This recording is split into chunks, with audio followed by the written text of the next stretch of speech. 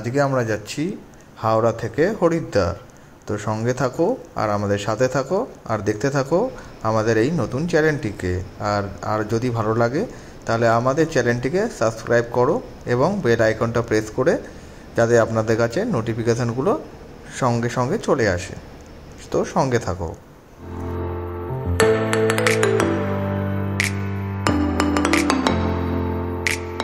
আমাদের ট্রেনের নাম ছিল কুম্ভ এক্সপ্রেস আর আমাদের কোচ নাম্বার ছিল 3rd AC-র B1।